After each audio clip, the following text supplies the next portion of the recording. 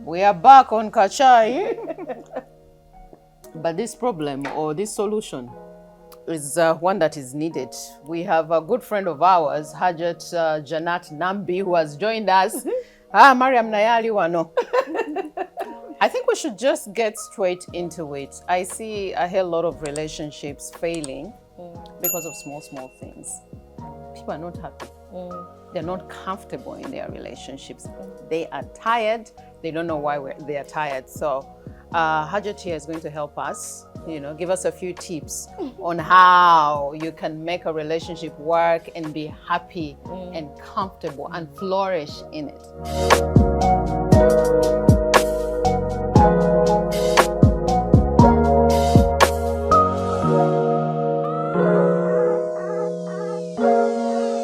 Going into a relationship with a lot of expectations is what is killing relationships, because you know what happens?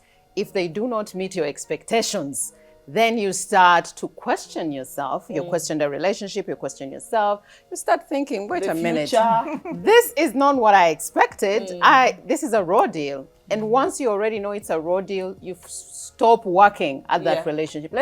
People say, you don't have to work at a relationship. If you love each other, you love each other. No. So why did you get a relationship is work. Any relationship is work, with your child, with your mother, I think you being a life coach can agree with us. Absolutely.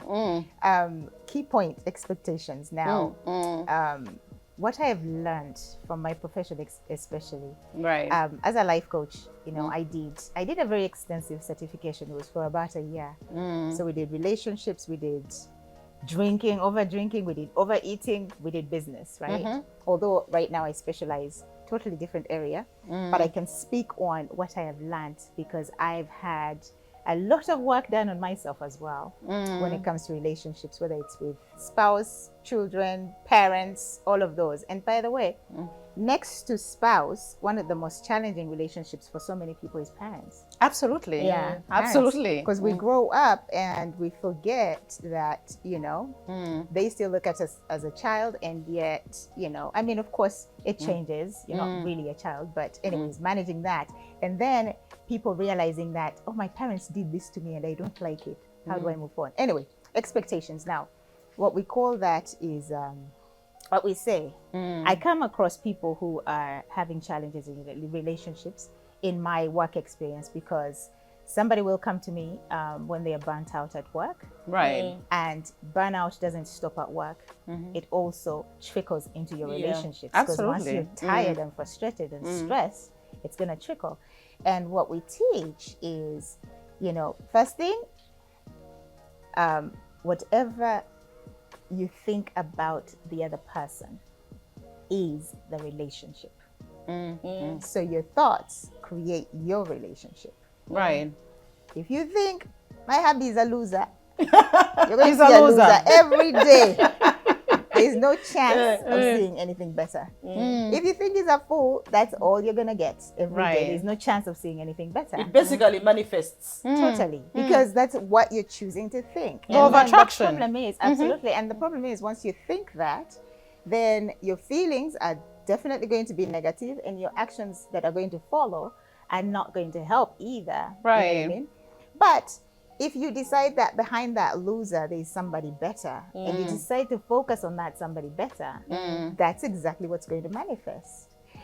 Now, the second problem is, you said it, expectations. We call it the manual. Yeah. It's as though you've purchased this microwave, right, and it has these instructions. Plug here, power here, timer, buttons, you know what I mean? So when you have a manual for your partner, or when you have a manual for your sister or your brother or your children, right, you are telling them that this is how I expect you to operate. And if you don't, you look at them as failures. As failures, exactly. And so when we have such expectations of adults, adults, one thing we need to understand is we need to consent that every adult is an adult, and they whatever they choose to do, they choose to do it because they want to. Right. It has nothing to do with us, But when we take things personal, that's where problems come in, you know. So we always need to consent. Let the adult be the adult. It doesn't matter what behavior they're doing. Let them be the adult. I mean, let them do whatever they want to do, and then you decide how if you it's going fit to into work How that. you fit in. Absolutely. And the other thing for me is that while all of this is happening, in most cases, it's easier for somebody to learn how to treat you from you. Absolutely. If you don't know how to treat yourself, Mariam, and you accept all of this that I throw on you, I am not going to know how to treat you. Absolutely. Set your own boundaries as an individual, and you will find happiness. In most cases, you take too much. You say yes to everything, things That's what that I'm make saying, you uncomfortable. that you live for the Yes, other like, person. Yes, Yeah. yes, yes. And then yes, you wait no. for them to take you out. You Yeah, don't yeah. even propose. Ladies, there's absolutely nothing wrong with going out on your own, sitting down, having your kachai. It's Yeah, what it is. Yes. You know, Absolutely. you put your feet up on the table and the restaurant doesn't care. Or would it kill Do you, it. Nambi, if you told your man, I'm taking you out? Absolutely not. It wouldn't kill And then you. we get there and I'll say, I've taken you out, but please check, paycheck. Because he's still your man, but not really. No, but no, seriously, you know, it doesn't hurt. Mm. It really doesn't. You're not losing anything, for goodness sake. But also the other thing is, it's very important to know the person you intend to go into a relationship with. Yes. Most of the time, if you rush, Right. that's where number one the expectations come in. Because you see, when you're dating someone, when you're still, you know, trying to talk to one another, praising one another, that's not the person. The honeymoon phase. The honeymoon phase. If you're kwewana, short of another word. You know, at the point of flirting and things, this is just a cover. When you decide to go into this relationship, you have to know the person. Now, the problem that people get is that they rush into things, you know? From these words, these good words that everyone, it's an anthem, everyone has the same words. So you have to move from the words and focus on, where do I want this to go? If you want a fling, that's fine. If you want something bigger, then you have to know the person, you have to know what you're going into. You have to know that once you go into it, it is a job. Yeah. So, not even work. Don't look at it. I'm telling you, because you see, job is- you're going to put in the effort, but the effort you're putting in is not only for you. So how does the other person fit into your effort? And how do you appreciate that person in the relationship? But Banange, if you don't love yourself, trust me, the work is failing. You ask the question, how do you appreciate the other person in a relationship? Right. You appreciate them right here in your own mind. You Right. decide that this is how I want to see my man or my woman, and then you live by those thoughts. Yeah. Otherwise, because all thoughts are just options for us. Yeah. Sometimes we think thoughts are true. They're really not. They're not fact, man. I mean, you can think anything you want. I can decide to think that you're beautiful. Somebody else is gonna come and decide to think that you're not. Yeah, exactly. You see that option? Yeah. We have the option Yeah. to decide what we want to think. So, but again, what holds us back, I think, again, is the expectations. In that, Right. if they don't meet them, then we decide I'm gonna think he's a loser. And who's struggling? Who's struggling when It's with that actually thought, you know? who is struggling with the thought. But my issue also is really goes into, again, expectations, but then again, knowing that the person that you are with is not perfect. Yeah. The idea that you're going to date a perfect person needs to end now. because of this perfection thoughts is the reason as to why you look at Mariam or you look at Lucky as a failure, because you expected me to be a lot. I am not what you want me to be. I am who I am, and I am flawed. I am very flawed. So accepting the flaws that you can live with is the number one way of being happy in a relationship. Mariam, you know, okay, Lucky is loud, she's this, she's that. But you know what? I love her. I can live with that. I can learn to navigate that and continuously have a happy relationship with. See how you have accepted my flaws and realize they are flaws, but you must be able to live with my flaw. If I'm an alcoholic and you feel like I can't, please don't. move on. I am not the one. You said keyword there, perfection. Yes. Do you know that perfectionism is nothing but layers of insecurity hidden underneath? There's no such thing as perfectionism. I mean, who decides? Right. What's the measure? You know what I mean? Where do you draw the line that this is perfect and this is not? Because wherever you stop, somebody else has something on top of that, right?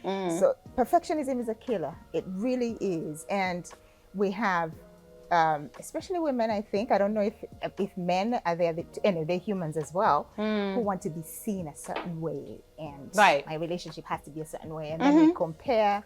And goodness gracious Lord, if your spouse and mine were not raised in the same house, how the hell what do we need to compare?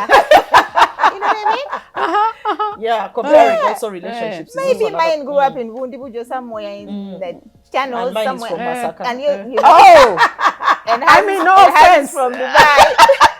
Let's not start on And then we want to measure up. Yeah. From Dubai. I know. Or trying to measure up on the, you see their Twitters, right? Well, Conversation, be like, honey, look what Lucky and her husband did. Can we do the same? Of course you wouldn't. Yeah, I know. Anyways, perfectionism, it's nothing but if you are a perfectionist out there, my friend, I'm sorry to tell you. It's nothing but a whole lot of insecurity. And you need a coach for that. Don't come to me. I'm not a relationship coach. You know what I love that you talked about earlier on is the idea of comparison. Yes. People, and especially in this era of social media, what we see out there is what people decide to put out there. You could be having so much ugliness going on in your relation. That's not what I want to portray out there. If I'm keeping the picture of positivity, of course, I'm going to share the teeny weeny things that are working out. It doesn't mean that my relationship is perfect. Now, when I see those teeny weenies, and you're like, oh my God, I want to be like Lucky. Please do not compare your relationship. Just know you're an individual. Get off social media if you're trying to make yourself or your relationship work. Look at other things. There's so much socials have to offer other than you focusing on this. I'm not saying don't be inspired by people. By all means, be inspired. For as long as it's keeping you positive, please take that. But if it's having a negative impact on your relationship, I don't think you should be consuming that content. That will make your relationship miserable, and eventually you'll think about, maybe I should end it because it's not working out. It doesn't look as good as Mariam's relationship. So I think this is not working out. People always ask the question, they'll ask me, but aren't we supposed to do things for each other? And I'm like, yeah, of course you are. But how are you showing up when you're doing them, right? Are you doing it because you want him to recognize you? Because you're looking for validation, external validation? And you want him to reciprocate. Or are you doing it because you want to? Totally two different things. We think that when we go into relationships, I have to do this, have. Baby girl, you don't have to do anything. Right. How about baby boy? Baby boy. You don't have to do anything. Women, we're just talking to women. You don't have to. Have to is a dangerous word. Because that it locks you into an obligation. How about you sit back and think, what do I really want to do? And just think, I want to do it. And you're doing it because it's coming naturally and because it's something that you're enjoying to do, but not for the validation. It has to, the fulfillment has to come from within you first. But you see, we deal with the validation bit from our past traumas as children. I mean, look around us. We are raised for external validation. I would call them traumas because we are raised for external validation. Some of them have become that, exactly that. Remember so when you were growing up, when you go to school, your parents want you to bring A's. And then you bring the A's and you're running, that's A's! And they're like, oh my God. No trauma there. What if you don't? Well, so you're going to think, I have a client who told me even when he brought B's, he would still get... And there's I bring the A or I bring the B, and then it just never stops. Then they want you to get something else. And then if you don't bring the A or the B, then the way they react to you not bringing that is the same energy you're going to carry on in a relationship. This fear of, if I don't cook him a nice meal to his liking, he's going to reject me. And because you've grown up as a child wanting to be validated, it just affects your relationship. You're just like, also, like a machine. Let's also not forget one key factor as well in a relationship. If you can talk, if you are in communicate with your partner, communication is a tool that can help so many things, you know. Absolutely. Instead of sitting on something, instead of thinking that, oh, I'm doing this because I want to please this person, talk to the person. See what you can do together. Know the things, you know, talk about the things that you can do together that are fun things, even if, like you said, the stress from work and stuff trickles in, you should be able to share with your partner, you know. Not trying to look superwoman or superman, and yet your mind is dead. You're tired from work, you haven't got money, I don't know what, and then you're trying to put on an act at home. It's not going to help you. Some people may ask, but how do you, I've got this question, but how do you encourage open communication when the other person doesn't open up? Right? Especially if they're introverted. Especially if they're introverted. Right. Like I said before, an adult is an adult. He's going to communicate the best way he knows how. But here's the problem that we often have. Right. Is sometimes we don't even know how well we connect with ourselves to be able to connect with somebody else. Right. So you have to understand, how do I connect with myself? And that's a tough one. That's a journey. That's more like self-discovery, right? Right. So yeah, it's very important to know, what did my, whoever raised you, what did they teach you about love? Right. And we use the word love, but sometimes you want to think connection. How do I connect with my spouse or my child or my friends? Right. All of that, if you don't know how you connect, then it's going to affect your relationship. So it starts with you, and it starts with connecting with yourself. How do you connect with yourself? You get to know what it is, how you, or the lessons you took from your conditioning from childhood. Right. It manifests in your adult life. Right. That's whatever you are is what you learned if you haven't done any self-discovery. And it definitely affects intimacy. So Yeah, it does. It does. Connection. I mean, if there's no communication, if you don't know what exactly you want, I'd like to think if you know what you want and you've connected with yourself. Because in most cases, we face things that we don't want, we do them anyway because we don't really know what we want. So I think intimacy for me plays a really big part, especially in relationships for people who love each other. If that is not working out, people introduce new things, be spontaneous. This boring routine thing, it does affect the relationship. I don't want you 10 years you're still doing the same thing.